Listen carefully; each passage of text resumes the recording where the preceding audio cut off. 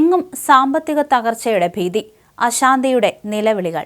പക്ഷേ ഈ സകല പ്രശ്നങ്ങൾക്കും തുടക്കമിട്ടത് വാഷിംഗ്ടണിലെയും ടെൽ അവീവിലെയും രണ്ട് അതികായന്മാർ തമ്മിൽ നടന്ന ഒരു രഹസ്യ ഫോൺ സംഭാഷണമായിരുന്നു എന്ന് ആരെങ്കിലും വിശ്വസിക്കുമോ?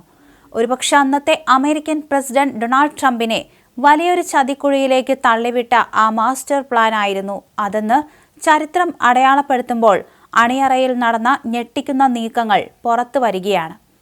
പ്രതികാരം ചെയ്യാൻ ഇതിലും നല്ലൊരു അവസരം ലഭിക്കില്ല.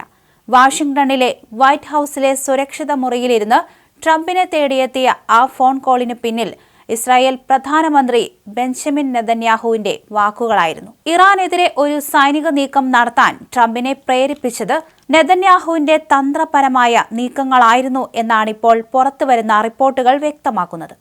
ആഗോള സാമ്പത്തിക രംഗം തകർന്നടിയുന്ന കാഴ്ചയാണ് പിന്നീട് കണ്ടത്. യുദ്ധം തുടങ്ങിക്കഴിഞ്ഞ് ഒരു വേള ട്രംപിന് തലയൂരാൻ പോലും പാടുപെടേണ്ടി വന്നു എന്നത് മറ്റൊരു കഥ. ഇറാനെതിരായ ആക്രമണം തുടങ്ങുന്നതിന് കൃത്യം 48 മണിക്കൂർ മുമ്പ് ട്രംപും നെതന്യാഹുവും ഫോണിൽ സംസാരിച്ചു.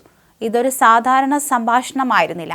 ഇറാൻ പരമോന്നത നേതാവ് ആയത്തുള്ള അലി ഖമേനിയും അദ്ദേഹത്തിന്റെ പ്രധാന സഹായികളും ഉടൻ ടെഹ്റാനിലെ വസതിയിൽ യോഗം ചേരുമെന്ന് ഇന്റലിജൻസ് റിപ്പോർട്ടുകളിലൂടെ ട്രംപിനും നെതന്യാഹുവിനും നേരത്തെ തന്നെ അറിയാമായിരുന്നു. ഈ വിവരം ഒരു ബ്രഹ്മാസ്ത്രം പോലെയാണ് നെതന്യാഹു പ്രയോഗിച്ചത്. ഖമേനിയെ വധിക്കാനും 2024 ട്രംപ് സ്ഥാനാർത്ഥിയായിരുന്നപ്പോൾ അദ്ദേഹത്തെ വധിക്കാൻ ഇറാൻ നടത്തിയ ശ്രമങ്ങൾക്ക് പ്രതികാരം ചെയ്യാനും ഇതിലും നല്ലൊരു അവസരം ലഭിക്കില്ല. ഫോൺ സംഭാഷണത്തിൽ നെതന്യാഹു ട്രംപിനോട് ആഞ്ഞടിച്ചു. ഒരു കൈയടിച്ച് പാസാക്കുന്ന ഡീൽ പോലെ അങ്ങേയറ്റം നിർണായകമായ ആ നീക്കത്തിന് ട്രംപിന്റെ സമ്മതം നേടിയെടുക്കുകയായിരുന്നു നെതന്യാഹുവിന്റെ ലക്ഷ്യം. ശരിക്കും പറഞ്ഞാൽ ഇറാനെതിരെ സൈനിക നടപടിക്ക് ട്രംപ് തത്വത്തിൽ അംഗീകാരം നൽകിയിരുന്നു. എന്നാൽ എപ്പോൾ ഏത് സാഹചര്യത്തിൽ വേണം എന്ന കാര്യത്തിൽ അന്തിമ തീരുമാനം എടുത്തിരുന്നില്ല.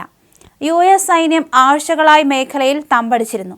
ഏതാനും ദിവസങ്ങൾക്ക് മുമ്പ് നിശ്ചയിച്ചിരുന്ന ആക്രമണം മോശം കാലാവസ്ഥ കാരണം മാറ്റിവെക്കുകയായിരുന്നു. ഈ ഒരു സാഹചര്യത്തിലേക്കാണ് നെതന്യാഹുവിന്റെ ഫോൺ വിളി കടന്നുവരുന്നത്.